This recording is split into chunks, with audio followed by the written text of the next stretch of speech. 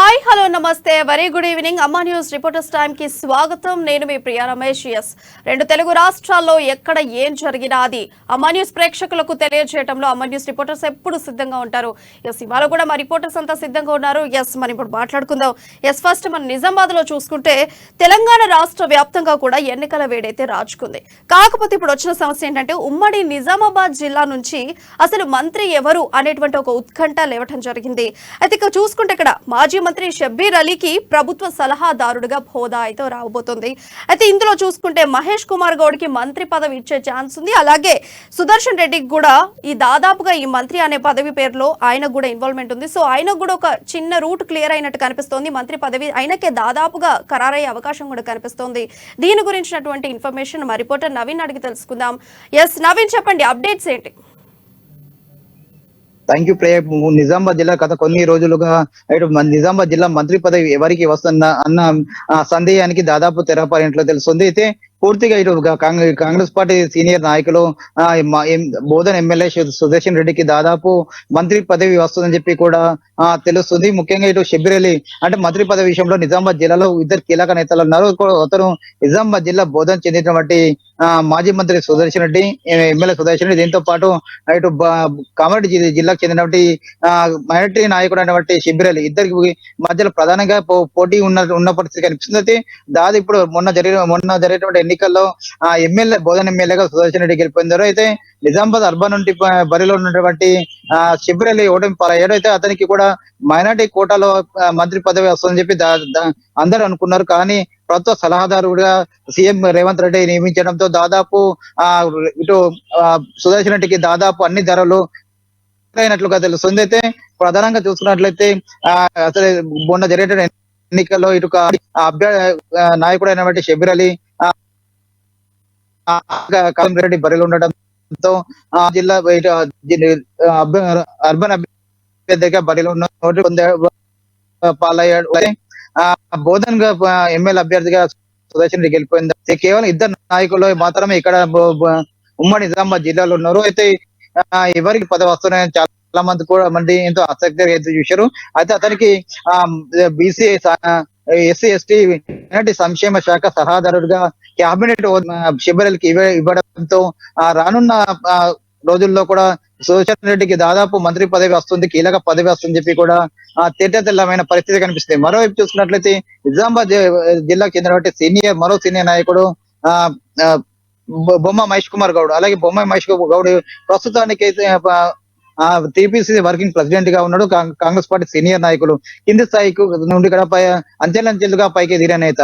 అతనికి నిజామాబాద్ అర్బన్ మొన్న జరిగినటువంటి ఎన్నికల్లో నిజామాబాద్ అర్బన్ తరపున కూడా టికెట్ ఆశించాడు. అయితే అతనికి కాకుండా షబ్బీర్ అలీకి టికెట్ ఇవ్వడంతో, ఎందుకంటే అక్కడ కామారెడ్డి నుండి రేవంత్ రెడ్డి బరిలో ఉన్నాడు. దీంతో నిజామాబాద్ అర్బన్ కు రేవంత్ రెడ్డిని షిఫ్ట్ చేశారు. దీంతో ఇక్కడ టికెట్ చేస్తున్నటువంటి బొమ్మ మహేష్ కుమార్ గౌడ్ ఆదేశాల మేరకు అక్కడ తన టికెట్ ను కూడా చేజార్చుకున్నాడు. అయితే దీంతో మహేష్ కుమార్ గౌడ్ త్యాగాన్ని గుర్తించినటువంటి కాంగ్రెస్ అధిష్టానం అతనికి ఎమ్మెల్సీ పదవిస్తూ గౌరవించింది. అయితే ఇతని కూడా మంత్రి పదవి వస్తుంది అని చెప్పి కూడా వార్తలు వినిపిస్తున్నాయి. అయితే మహేష్ కుమార్ గౌడ్ కు పిసిసి పగ్గాలు కూడా ఇస్తారని చెప్పి కూడా వార్తలు వినిపిస్తున్నాయి. ఎందుకంటే వర్కింగ్ ప్రెసిడెంట్ ఉన్న తరుణంలో కూడా రాష్ట్రంలో కాంగ్రెస్ పార్టీ కూడా కాంగ్రెస్ పార్టీని అధికారం తీసుకొచ్చాడు. ఇటు రేవంత్ రెడ్డి టీపీసీ ప్రెసిడెంట్, అలాగే టీపీసీ వర్కింగ్ ప్రెసిడెంట్ ఉన్నటువంటి మహేష్ కుమార్ గౌడ్ ఇద్దరు కలిసి కూడా రాష్ట్రంలో గౌడ్ పార్టీకి అవసరం కావున టీపీసీ ప్రెసిడెంట్ పగ్గాలు కూడా ఇస్తారని చెప్పి కూడా వార్తలు వినిపిస్తున్నాయి. దీంతో మహేష్ కుమార్ గౌడ్ కు టీపీసీ ఇచ్చే షబ్బీర్ అలీకి ఇప్పుడు సలహాదారు కూడా ప్రభుత్వ సలహాదారు కూడా ఎంపిక చేశారు. దీంతో దాదాపు ఇక్కడ సుదర్శన్ రెడ్డికి దాదాపు మంత్రి పదవి కూడా ఖాయమన్నట్టు తెలుస్తుంది. అయితే కేవలం ఇప్పుడు 26 జనవరి తర్వాత కూడా కీలక పదవి ఇందాక అనుకున్నట్లు కూడా హోంశాఖ ఇస్తున్నట్లు కూడా వార్తలు వినిపిస్తున్నాయి. ఎందుకంటే మొన్న జరిగినటువంటి మంత్రివర్గ విస్తరణలో మొత్తం ఇటు రాష్ట్రంలో 17 క్యాబినెట్ హోదాలు ఉన్నాయి. అయితే దీనిలో ముఖ్యమైన శాఖలైనటువంటి హోంశాఖ, అలాగే వైద్య ఇటు ఎడ్యుకేషన్ రెండు మంత్రి సీఎం రేవంత్ రెడ్డి దగ్గర ఉన్నాయి. అయితే ఈ రెండిట్లో ఏదో ఒక శాఖను కూడా సుదర్శన్ రెడ్డికి ఇస్తారని చెప్పి కూడా వార్తలు వినిపిస్తున్న పరిస్థితి మనకు కనిపిస్తుందని చెప్పవచ్చు.